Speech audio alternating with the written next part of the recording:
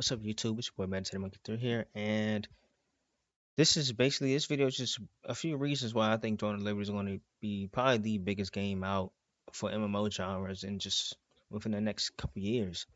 Obviously, I'm looking forward to a few titles. I've been looking into a few titles like such as Chronos Odyssey. I've been liking the combat so far they showed from the gameplay trailer, and the graphics look amazing. But so does the graphics on Throne of Liberty, and with the state of BDO right now. Um, Yeah, so I'm just get into it.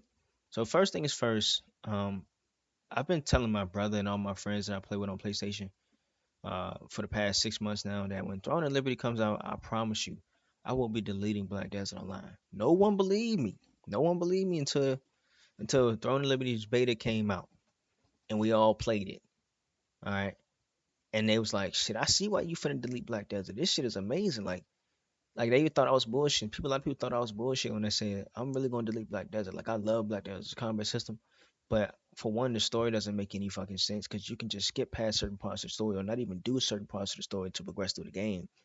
One, there is a number two is there is a clear gap in PvP when it comes to gear score. All right, yeah, they have made it a lot easier for new players, but there's a clear gap on how they do things with their gear. All right, with Throne of Liberty, when you're enhancing gear, that your gear doesn't fail. It just either you can get a big enhancement or you can get a small enhancement, but it'll still go up. All right, if your enhancements don't fail. Now I don't know how this new system is going to work. Obviously, you know, with the with the enhancing gear from +1 to +2, +3, +4, obviously that doesn't fail. But I believe they added ruins to the game where you can, re-roll for ruins. You may not get the ruin that you want on your gear, but that's fine with me. Your gear doesn't break. All right, you're not enhancing to break your fucking gear. All right, you're not constantly buying outfits to extract for cron stones, so that your gear doesn't fucking break, so that you can possibly get 5 or 6 AP. Like that's some bullshit. So, like I've been saying for the past 6 months, man, when Throne of Liberty comes out, Black Desert is gone. That's off my list of games. All right. And then, since my friends, my brother think I was bullshit, he was like, "You not downloading the game? You're playing the game for 4+ years now, 2,000 hours." When the beta came out, and I convinced everybody, all my friends list who play MMOs to download Throne of Liberty, they seen why and they understood why. Okay, I would delete Throne of Liberty. I was deleting Black Desert. I gotta get some drink. But let's talk about it. So the big thing about Throne of Liberty that's gonna one attract so many players and probably gonna keep them brought into the game and sticking for a longer time is number one. It's going to be free to play. This is the biggest aspect of why so many players will be hopping on Throne of Liberty. It is going to be a free to play MMORPG. We haven't had that. We haven't had that since DC Universe Online, and even DC Universe Online has some paid aspects where you had to basically buy every single DLC or pay for a membership. All right. Now I know Throne of Liberty will have battle passes, but battle passes as of right now has become such a common thing in gaming that people are almost expected to happen.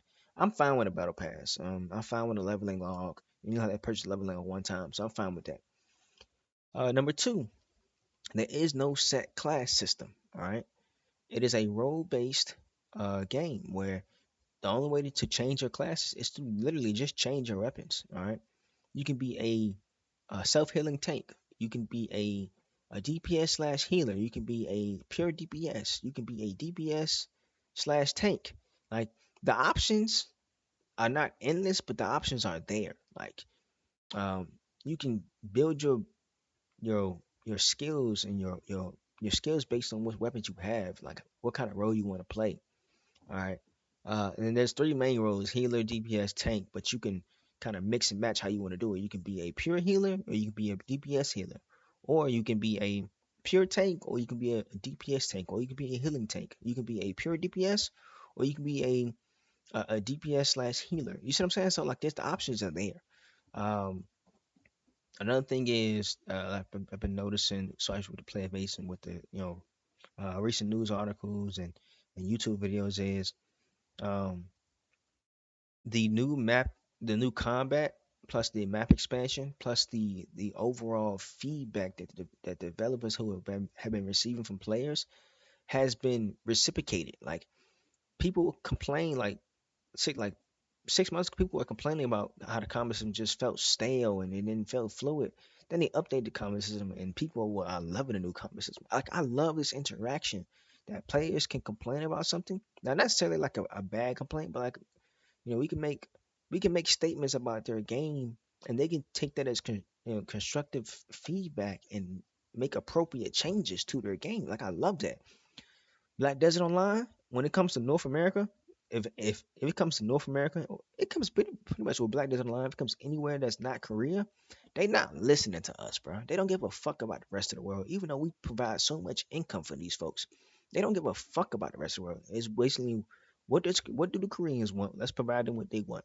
All right, and then let's give that to the Korean players for a couple months. Then we push it on to North America.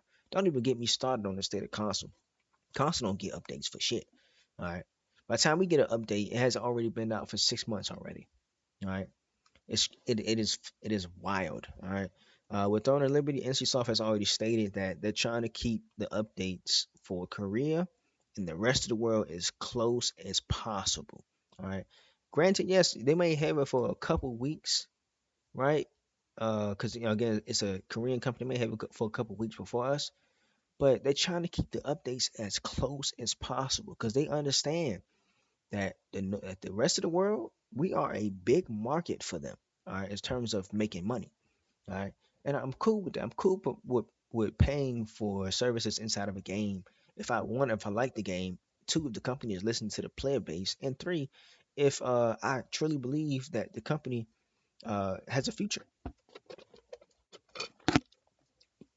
All right, so I think Throne and Liberty. Oh, another big take is the CEO for the North America Pearl Abyss company has left Pearl Abyss and joined the North American uh, NC Soft company, which is the creators of Throne of Liberty, as their new CEO.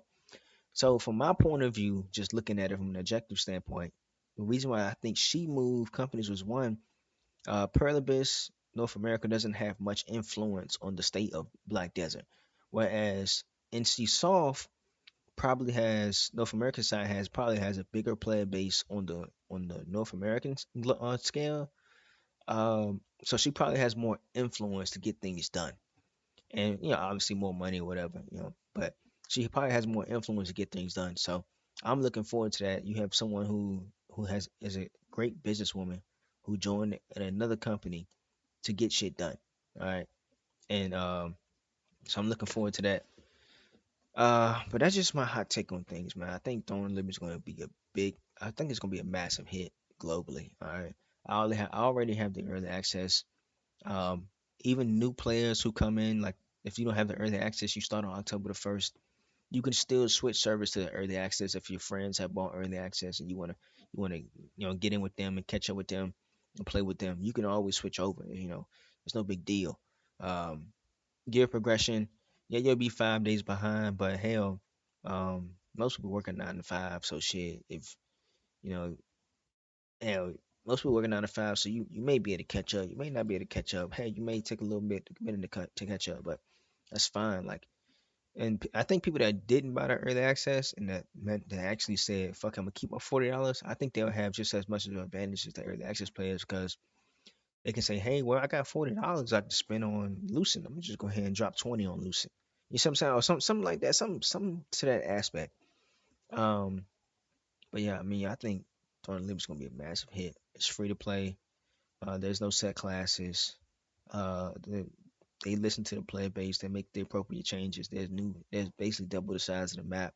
New combat system. It's a combat system I didn't even get to play during the beta, by the way. All right, so I'm looking forward to that. I wish your boy Matt Tatum look through here and like, comment, subscribe. Peace.